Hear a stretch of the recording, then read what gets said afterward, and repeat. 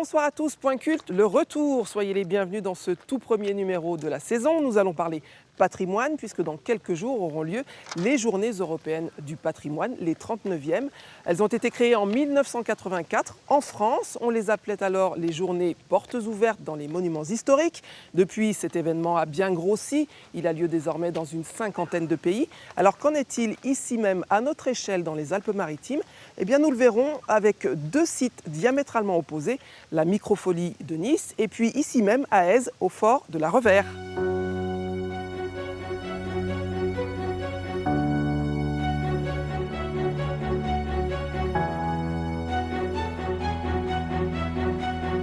Bonjour Jérôme Braque. Bonjour. Vous êtes au département, vous êtes le chef du service patrimoine culturel.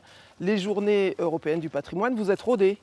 Oui, c'est un moment un peu exceptionnel pour nous, mais c'est un moment qui est très important puisque c'est l'instant où on rencontre le public autour du patrimoine des Alpes-Maritimes. Par exemple, cette année, il y a 136 sites ouverts dans les Alpes-Maritimes, donc monuments, édifices, musées. Et pour nous, département des Alpes-Maritimes, c'est l'occasion de montrer ce que nous avons, ce que nous possédons et ce que nous valorisons. Ces sites, ces monuments, ce sont des marqueurs de notre histoire, ce sont des témoins qui jalonnent l'histoire des Alpes-Maritimes et l'histoire de France et l'histoire de l'Europe aussi de façon plus large. Donc impérativement, il faut pouvoir les montrer et que le public puisse se les approprier. Et en visitant ces monuments, le public va pouvoir découvrir cette histoire.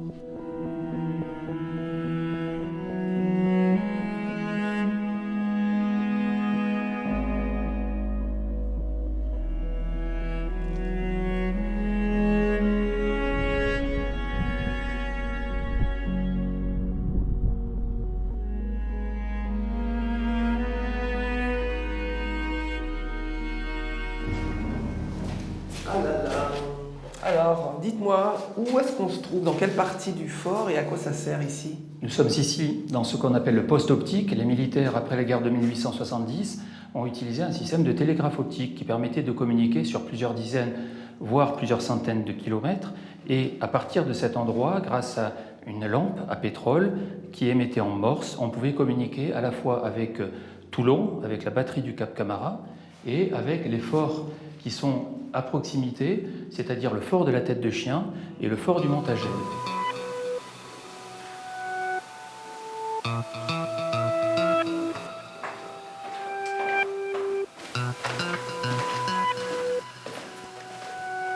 Pendant les Journées du patrimoine, est-ce que le public aura accès à tout le fort ou seulement à certaines parties ? Le public aura accès à la plus grande partie du fort, en tout cas la partie qui est la plus intéressante, c'est-à-dire le casernement, la poudrière, ces caponnières, donc il y a 2 caponnières qui sont ouvertes, la cour du fort, et il pourra également découvrir les panoramas, puisque à partir du fort, on fait un 360 sur un panorama, à la fois la montagne et la Méditerranée. C'est un des plus beaux points de vue de Méditerranée aujourd'hui. Alain, Christophe, père et fils, alors qu'est-ce que vous faites ici au fort de la Revère ? Bien, en fait, je suis président d'une association d'histoire, Histoire vivante. Alors, qu'est-ce que c'est que l'histoire vivante ?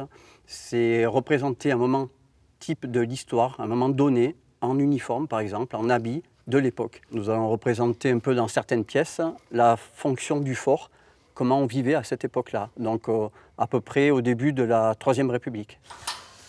Je vais vous présenter le fameux canon revolver que j'ai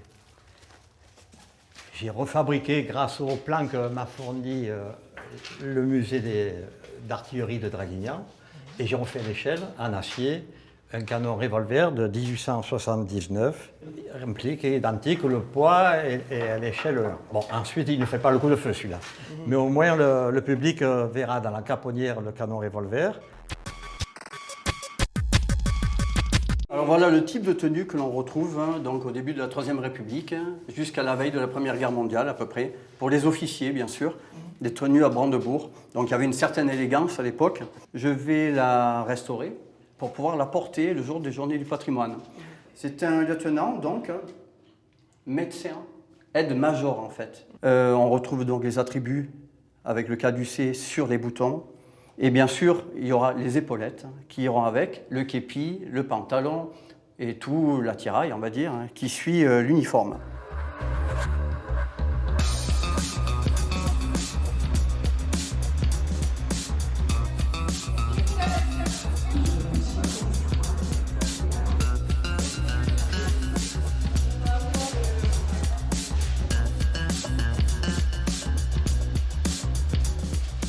Alors la microfolie à Nice, ça rime avec Magali Guiponi. Vous êtes la chargée de projet. Les Journées européennes du patrimoine, c'est une première pour vous. Oui, effectivement, c'est une première où nous allons pouvoir, grâce au patrimoine culturel qui a été virtualisé et numérisé, partager avec les visiteurs les lieux qu'on ne pourrait pas visiter sans la réalité virtuelle. Alors qu'est-ce qu'on trouve? Alors ici, vous avez 300 mètres carrés dédiés à l'art et au numérique. Ici, un espace d'accueil et de réalité virtuelle où vous pouvez tester via des casques de réalité virtuelle l'expérience immersive, notamment la visite de Notre-Dame de Paris ou un tête-à-tête avec la Joconde ou encore bien d'autres immersions. Il y a notamment un musée numérique, celui-là. Ça, c'est la commun. pièce maîtresse de toutes les microfolies en France et dans le monde. Puisqu'il faut savoir que le réseau des microfolies est aussi à l'étranger. C'est la pièce maîtresse. On le trouve partout. Tout à fait. Voilà. On a également des hologrammes qui permettent de voir, de reconstituer des sites patrimoniaux maralpins. Voilà, on va voir 2 villages du 06 du département, donc Ascross avec les vestiges du château, et juste après on va voir Guillaume. Monsieur, c'est la télé. Qu'est-ce que vous... C'est une première pour vous? C'est la première fois, je ne sais pas où je suis. Ça fait quoi? Ça fait peur. Là, je surplombe. Là. Oula, je suis sur les toits, c'est horrible. Un petit vertige? Ah oui, c'est horrible. Donnez-moi la main.